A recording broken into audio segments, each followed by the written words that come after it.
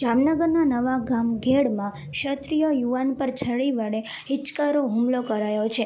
સહદેવસિંહ કેશુભા રાઠોડ નામના યુવાન પર છરી વડે હુમલો થયાની ઘટના બાદ જીજી હોસ્પિટલ ખસેડવામાં આવ્યો હતો, જ્યાં સારવાર મળે તે પહેલાં જ તેનું મોત નીપજ્યું હતું અને આ અંગે તાત્કાલિક સિટી બી ડિવિઝન પોલીસ દોડી જઈ વધુ તપાસ હાથ ધરી છે.